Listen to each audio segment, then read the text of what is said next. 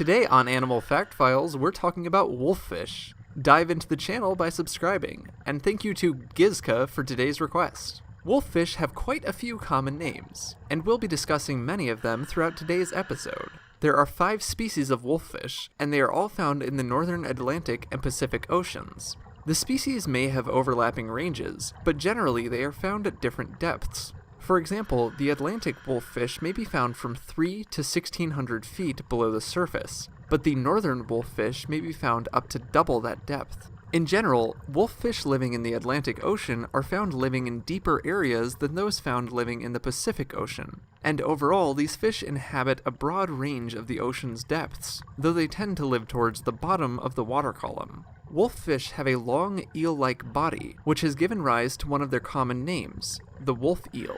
These fish, however, are not eels. The name wolf eel is usually attributed specifically to the longest wolffish species, who may reach more than 8 feet in length.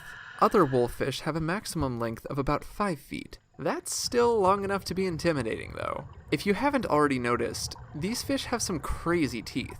Because of these teeth, wolffish have also been given the common name sea wolves. If you'll recall from our orca episode, that's a common name they'll have to share. Wolffish teeth are designed to help them ensnare and break up their prey, which consists of clams and other bivalves, whelks and other sea snails, echinoderms like sea urchins and sea stars, as well as crustaceans. Within their mouth, wolffish have strong crushing molars, and their terrifying canine-like teeth can help with holding onto a meal. These teeth, however, are not permanent.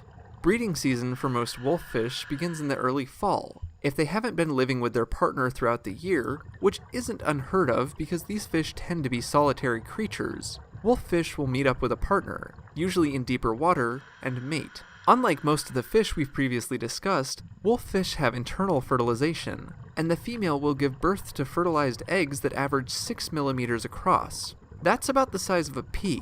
Wolffish eggs are actually some of the biggest fish eggs scientists are aware of. The female will spend time after laying her eggs turning, sifting, and aerating them, and eventually the male will take over and start protection duties. During this time, he may not eat, though sometimes the parents will swap nest guarding responsibility. The babies take a few months to hatch, and it can take them years to reach sexual maturity.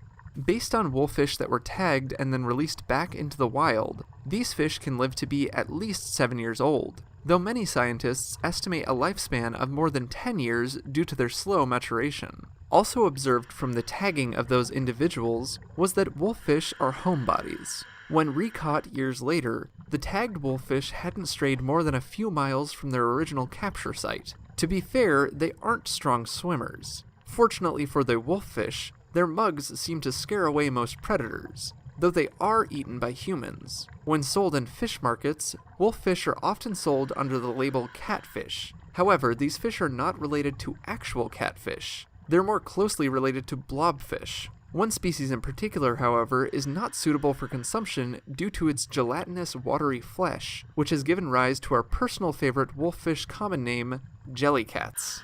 For more facts on wolffish, check out the links in the description. Give a thumbs up if you learned something new today, and thank you for watching Animal Fact Files.